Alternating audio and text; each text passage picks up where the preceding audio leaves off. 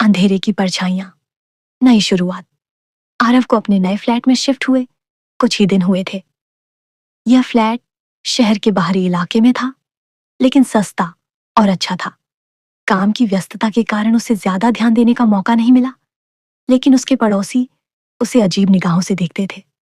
किसी ने उससे ज्यादा बात नहीं की, बस एक बूढ़े व्यक्ति ने उसे चेतावनी दी थी, बेटा, रात को खिड़कियां बंद रखना और अजनबियों से बात मत करना। आरव ने इसे मजाक समझा और अपनी दिनचर्या में व्यस्त हो गया। पहली अजीब घटना। एक रात ऑफिस से देर से लौटे समय आरव को महसूस हुआ कि कोई उसके पीछे चल रहा है। उसने पलटकर देखा तो सड़क सुनसान थी। जैसे तैसे वह अपने फ्लैट में पहुंचा और सो गया। रात के करीब 2 बजे उसे ऐसा लगा कि कमरे में कोई हलचल हो रही है। उठकर देखा तो सब कुछ सामान्य था, लेकिन खिड़की खुली हुई थी, जबकि उसे याद था कि उसने बंद किया था।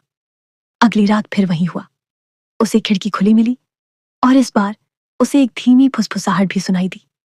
जैसे जैसे रातें बीतती गईं, घटनाएं और डरावनी होती गईं। कभी कभी उसे लगा कि कोई परछाई सी छत पर घूम रही है, तो कभी लगा कि कोई उसके कानों में कुछ कह रहा है। पड़ोसियों की चुप्पी आरव ने आखिरकार हिम्मत जुटाई और पड़ोसियों से इस बारे में पूछा।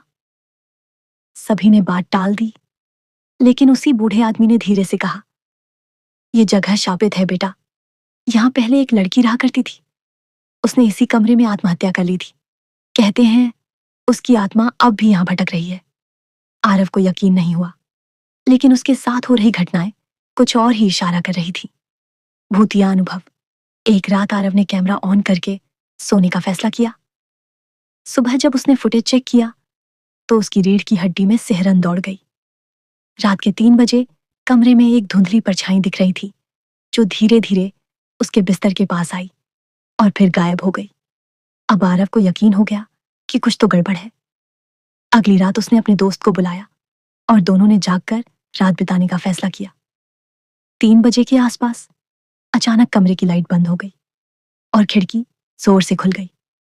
उसके दोस्त ने महसूस किया कि किसी ने उसके कंधे पर हाथ रखा, लेकिन जब मुड़कर देखा तो कोई नहीं था। डर के मारे वे दोनों अपार्टमेंट छोड़कर होटल में रहने चले गए। सच्चाई का खुलासा आरव ने पुरानी फाइलें खंगालनी शुरू की और पता चला कि यहां रहने वाली लड़की का नाम स्नेहा था। उसके बॉयफ्रेंड ने उसे धोखा दिया था, जिससे दुखी होकर उसने इसी कमरे में फांसी लगा ली थी। कुछ लोगों ने दावा किया कि वे रात के समय किसी लड़की के रोने की आवाज सुन चुके हैं। आरव ने एक तांत्रिक को बुलाया, जिसने जांच के बाद बताया कि आत्मा बहुत शक्तिशाली हो चुकी है और उसे मुक्ति देने के लिए विशेष पूजा करनी पड़ेगी। रात के 12 बजे पूजा शुरू हुई और जैसे जैसे मंत्रोच्चार हुआ, कमरे में अजीब हलचल होने लगी। अचानक खिड़की जोर से खुली और हवा तेज हो गई। सब कुछ हिलने लगा, लेकिन कुछ घंटों बाद यह सब शांत हो गया। तांत्रिक ने कहा, अब आत्मा को मुक्ति मिल चुकी है।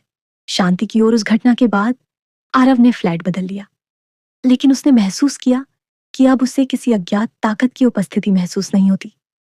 वह समझ चुका था कि कभी कभी जो दिखता नहीं वह भी सच हो सकता है।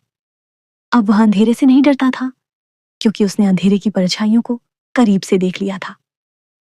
अगर आपको ऐसी कोई कहानी पता है तो कमेंट में जरूर बताएं। क्या आप भूत प्रेत पर विश्वास करते हैं? हाँ या नहीं, जवाब दें। अगर आपको यह कहानी पसंद आई तो अगले एपिसोड के लिए चैनल सब्सक्राइब करें।